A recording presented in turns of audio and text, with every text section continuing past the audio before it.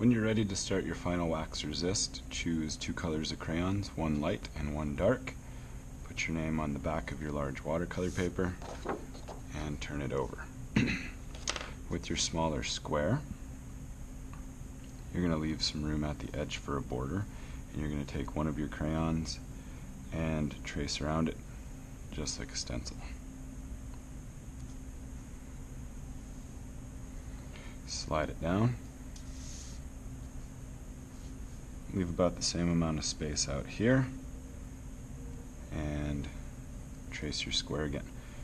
Repeat that 4 times so you have your large watercolor paper broken up into 4 different boxes with about the same amount of space in between each. It's okay if you have a little extra here in the middle.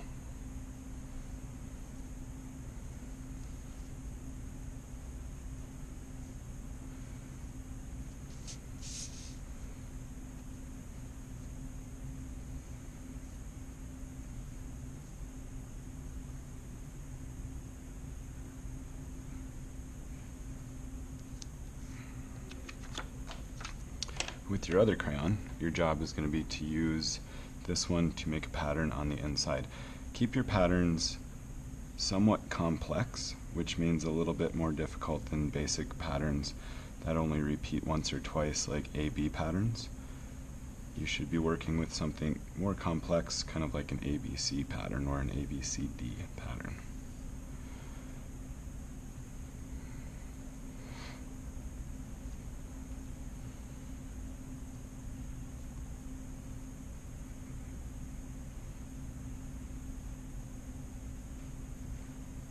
Since we're using wax resist, it's okay if you leave some white space showing through for now.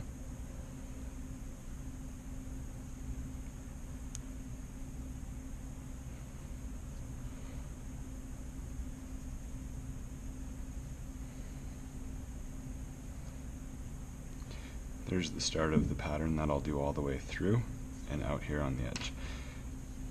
Out here on your borders, you can make your own pattern. It's up to you what you decide to do around each square out here, but remember, it's okay to leave some white space so you have something to paint over with your wax resist. Before you finish this piece and call it done, it might be a really good idea to go back over your squares and press a little bit harder with your crayon, like I've done in these 3 and like I'm going to do on this one. That's going to help to make sure that our paint doesn't end up inside our box where we don't want it.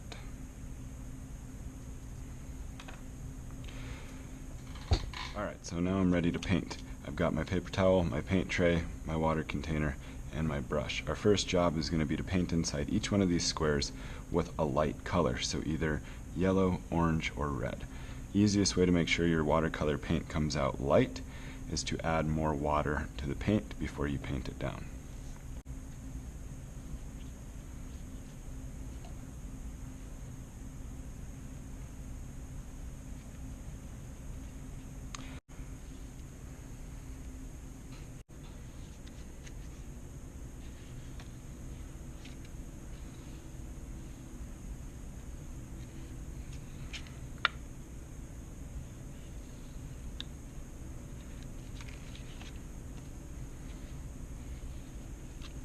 Alright, don't stop there. You're almost done. You're in the home stretch. Use your marker and kind of thicken up those outlines a little bit more. And then you're going to have to find a crayon of the same color to go back over those outlines as well. And I'll show you that part in just a second.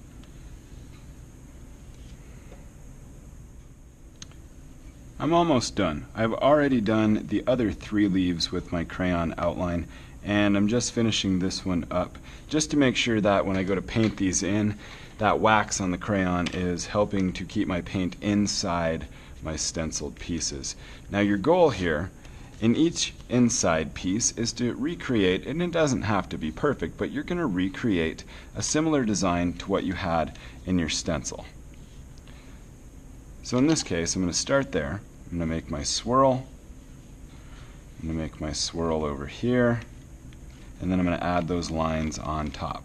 And you're going to repeat that in each one. And like I said, it doesn't necessarily have to be a perfect representation, but it should be pretty close. We're not going for an exact pattern, but we are going for something that is going to demonstrate that you put your best effort into making a similar pattern in each one of your boxes.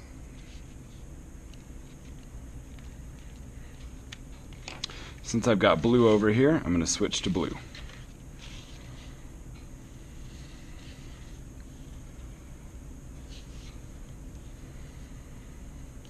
Alright, you're dangerously close to being done with your project now. Here's a fun fact. We used water-based marker to outline our project. And water-based marker doesn't play quite so well with water as the crayon does. And with water-based marker, what we can actually do is just use our paintbrush with a little bit of water on it and very carefully pull some of that water-based marker from around the sides.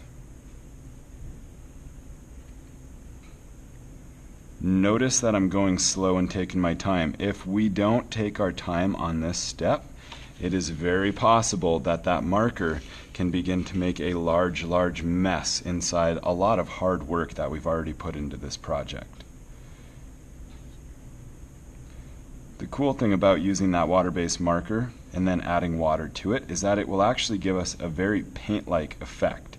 So if you think about it, even if you didn't really have any paint at home, but you had a paintbrush and some Crayola markers, you could still make it kind of look like a painting, just like we're doing right now, by using a little bit of water on that brush and your markers. I'm going to do the same thing in my purple. Hopefully you saw that I washed my brush out in between colors. And the wax inside each one of these is still helping to resist that color and that water.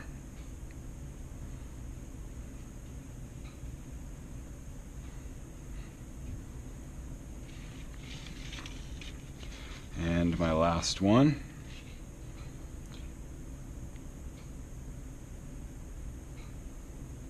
Now once you get this piece finished, naturally since we got a lot of wet water on this paper, please make sure it goes into the drying rack when you're done. Double check to make sure you've got a name on it as well. And eventually, once everything's dry, we're going to take your original stencil and it's going to get glued right down in the middle. But I'm going to wait until this is all dry before I show you that last step in class.